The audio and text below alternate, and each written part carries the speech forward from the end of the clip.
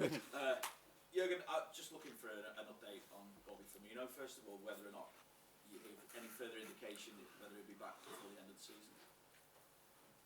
I was still thinking that. But didn't I say last week he will not be back this week as well? Yeah, I thought I said that, but I remember quite a lot of times that you don't listen. So no, this week, no. I hope that at the end of the week he's closer, but so far he was only team training, so that's it. After over a year between Liverpool goals, Diogo Jota's now got 4 in his last 2. What's really clicked for him, and can you kind of sum up the difference he makes to your side when he's fully fit and firing, not just from a goals perspective either? Nothing really. Just got back to speed. Up to speed. He is an exceptional player since Diogo joined us. He did exceptional stuff for us, and super smart player, can play really different positions. Has a few super interesting skills for an offensive player. He's not the tallest, but an extreme threat in the air. Timing is top. Can finish with both feet, which is extremely helpful. Has the speed. That's it. But Diogo was now this year obviously a really bad injury, or this season a really bad injury. Before that, little things here and there. So that kept him a little bit back. Nothing else. If Diogo can stay fit, he's really an outstanding player because he knows how football goes. So he is one of these players you could discuss probably a whole day about things in football, because he is thinking a lot himself, and makes it really simple to work with him. His only problem was that he got the injury this year. Otherwise, it would have not only 4 goals. But when you are that long injured, then you need rhythm. You need to get back, and that's the most difficult thing, because it's a ongoing season, and nobody waits for you pretty much. And for that reason, it's now really cool that he could score these goals, and for us, all of them were obviously super important. And as a group, what have you shown by at least getting back into the picture? Nothing. Because a win moves you above Spurs now, and it just feels like an opportunity again against West Ham to push the door to European qualification, open that a bit more. Yeah, but you could say the same about West Ham. They found their feedback as well, so it's like let's see who can sort that better. Yeah, I'm not sure we showed already what we like. What you mean probably with the question? We have to still prove ourselves. So that's it. We cannot talk about consistency when you win 2 games, especially when you win the second game like the last one. I liked a lot in the game, but obviously defending their throw-ins was not perfect, to say at least. And that can happen, obviously, because we were prepared for it as good as we could, but nobody can be really prepared for these kind of things, because it's completely different in training situations and all these kind of things. No, we have to make the next step. That's it. We have to keep going. I think a lot of things to like in the last 2.5 games, and that's what we have to continue. We need to make sure that it's not that difficult for people to watch us, that they like it again, and that they think, okay, that's it. That's a good way to start a football game. It's a good way to play a football game and to finish a football game, and that's exactly what we want to do. That we changed a couple of things, and that we put a finger in again in with more. Give them more importance. I think that's clear. The way we defend altogether must be different to a lot of games we played this season, and it will stay a subject until I leave here, whenever that will be, and that must be 100% clear. And I think that I like the most.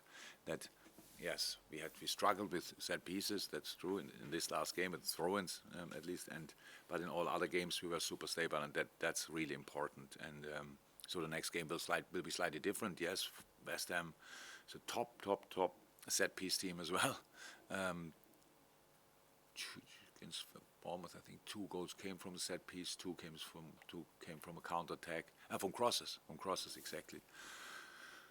So that's what we have to be prepared for again. But the ball will be on the ground as well from time to time, and that's where we have to make sure that we can control the game, as difficult as it will be. You've alluded to that you're sort of getting back on track. West Ham back on or getting back on track as well, moving away from the bottom in the European semi-finals as well. Despite you and David Moyes being under scrutiny, shall we say, from certain quarters. How important then was that support that you got and that David got when it mattered from the top for you both to be in that position now? Usually I don't look that much what in other clubs happens, but I think not only that, I think there were for sure discussions, like maybe we're here when things don't go well, about sacking the manager, stuff like this. But this in this specific one was really, really in it, because if West Ham would have sacked David Moyes, I would have been the oldest manager in the Premier League, and I wanted to avoid that.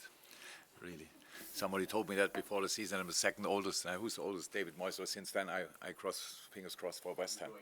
Yes. David has to stay. But I'm really happy. David is a super good. I know him for now for 6.5, 7 years. He's a top colleague and he's doing an incredible job. And things like this can happen. But I think that they have a good team and they show now the quality again. And when you see the lineup from the last game, if they can go through games without big injuries, to a season without big injuries, then all of a sudden they are able to play really good stuff, like they did last season and the season before. So yeah, super dangerous for and difficult game for us, definitely. So we have to be absolutely on top. We have to make what is said. Then we have to make the next step, keeping at least the standards of the last two games defensively, and then going from there. Being uncomfortable to play against, that must be our target. It's an away game, but thank God we won at least one away game recently, which is good. Not bothered at all about the result, just that we won it, and that's what we have to try again. And in terms of, you mentioned about them, touchwood, avoiding any injuries for their rest of the season as well. You've managed to name the same, starting on for the last 3 in a row now, which you've not managed to do since the start of 2020. How important has that been in terms of stability and momentum and everything? Has been important, yes, absolutely good, but we would have had the options as well to start differently, so that's good as well, because sometimes you start the same lineup just because you don't have alternatives. This time it was different, so it was clear that in the few sessions we had, and thank God we had really quite a few sessions, the players had to prove themselves that they want to start again, and all the others had to show me that they want to start as well. So these kind of things, that was the mood we had in training. And that helped as well. So having 11 players all the time is good, but there's a point where it could be too intense. But for these 3 games it worked out, and I'm happy with that. You call David a top colleague, maybe. But what is it you admire, you like about him then? Well, he always finds a way.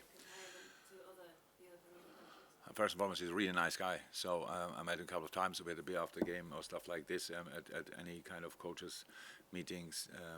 He's a really good person, as far as I know, and I like that. And he always finds a way. That makes a top manager. So he always finds a way to get a team going. It might not have worked out years ago. Once at Man United, but that was the most difficult moment to join Man United in the history of football.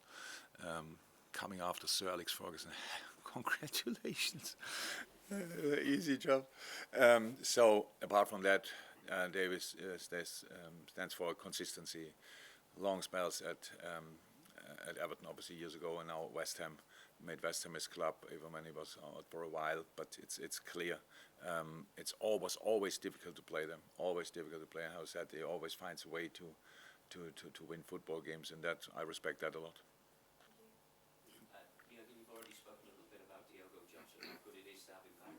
How pleased are you with the overall form and touch of all your forward players? I think the last 20 Premier League goals have been scored by your forward players. How encouraging is that? Good. Again, it's important for us. It's important for us. Yes, we have been. The boys are there not only for scoring, but we need them for defending. That was a bit of a problem in moments this season, that we've lost that focus. But that's for me, to be honest, the first job for the offensive players as well.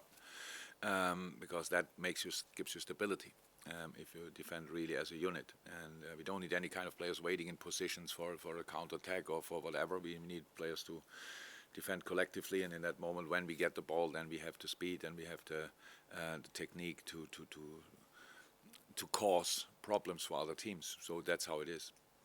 But yes, it's good. And now, and Lucho was not obviously, Luis Diaz was not obviously really involved in that, scoring at least. And so important to have them all back, because now we had for 1 week we had 6 offensive players, and then Bobby was out, so now we have 5 again. But that's good, and I hope we can keep them fit until the end of the season, and then they will all play their role and are all allowed and invited to score, to keep scoring, like our midfielders, because all the goals, most of the goals probably are set up by other players. If it was, I don't know, Fab, Trent, Robbo, Hendo, whoever set it up, these situations are obviously as important as the others. So no, if these boys are fit, we have real quality there in that area of the pitch. But yeah, for a long time this year, some of them were not fit, and that caused us some problems. Don't have Carl, but we do have PA at the back. Jurgen, there's a report this morning that Konate will be part of the pre-season squad. Can you tell us anything about your opening hands for him? My plans for him, yeah, we are in constant contact. We have Pep Linders installed a group with our on-loan players, and obviously a WhatsApp group, and obviously we are watching really closely what he's doing, and it's great. Obviously, not sure if he will become player of the season there, but for sure he's a contender for that, which is absolutely great. We knew what we have in our hands when he was here, but for young boys there must be an opportunity to make the next step with playing, and I think that was now a typical win-win situation. It was good for us, good for him, good for the club, and that's I like that a lot. Our plans are bring him back and go in the pre-season, and then enjoy the steps he made, and then we will decide together how we will what we will be doing from that moment on. But the plans are at the moment bring him back and keep him, but we will see that. You mentioned how much he's sort of benefited from time at Bolton. How much has he also benefited from international football as well? I think that's a confidence boost when you are invited and when you are playing for your country. Of course, that's great, but it's not that often. It happens, but it's not that often. It's more like, I think it gives you a better feeling about yourself if you get picked for a country. I never had that situation, so I cannot exactly tell how it feels. But I'm pretty sure it's very special, and so it's a super positive moment for him. So everybody speaks positively about him. I think 1.5 years ago, only a few football nerds would have known about him, and now he's really everybody knows him, and that's cool, and that's the first step. That's the first step, and he's our boy, which I like a lot. Super mentality, which is extremely helpful, and all the rest will come, and we are all pretty sure about that. So that's it. Connor will be our player, but how it is in that age group, we have to see if it makes more sense for him going after preseason again on loan or not. We will decide that then, and not now. Any more for the open before we move on? Theo, then James. Jurgen, how's Naby doing? Not seen him for a while. He's back from light training. He's in a out of contract at the season. Feeding back. If everything goes well, I think he could be in partial training today. So that's it. That's what I heard yesterday. He was not in team training yet, but he could do warming up. If he do rondos, he could do that, and then he has again to do his own program. So means yes, much closer, much closer. James. Yeah, where are you up to in terms of finding a new sporting director? Are you heavily involved in those discussions? In the discussions, there's no real discussions. Talks. There's nothing. I am not involved in the talks, but in the maybe the talks around. Yes, but I'm not the person in the club who can give real answer about where it stands. That's in the hands of other people. But what I heard, it's all going in the right direction. Right. And obviously it's a structure you've been used to working with. Is it one you expect to keep working with going forward after Julian's left? Yeah. What do you mean, with the sporting director? Yeah. How many clubs are there out there without a sporting director now? You mean the old version where the manager is doing everything? Yeah. But how many clubs do we have anymore? It would be really interesting. Is there any club without a sporting director? or a guy in the role of a sporting director? Going up from City, Arsenal, no, United, sporting director? Yeah. Oh, you don't know, that speaks for you, why you are, yeah, they have one, yeah. Yeah, great. Okay, so now we go down. Pretty much everybody has a sporting director, and that's because it makes sense. It makes sense. It's not to do with the decisions, how a manager is involved in decision making. That's not a thing, but the process. If a manager has to do that, I don't know how the guys did that in the past. I have no clue. Around it, talking to all the agents and all these kind of things, and constantly talking about a pound here and a pound there. You need people for that. There's no chance, and that's why, yes, I'm happy with the structure, and the person will be, but the guy we get or the lady we get will be absolutely right, but nothing to say in the moment. Definitely last one for the embargo. Just finally, have you got any injury news or any knocks to update us on? Yeah, we have to see. We have to be used to all the full time until tomorrow. Well, we leave today, so the decision we have to make today.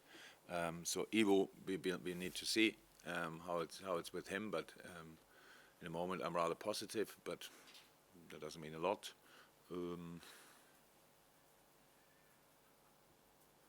From possible starters, I think that's it. Let's move on to the embargo. Everything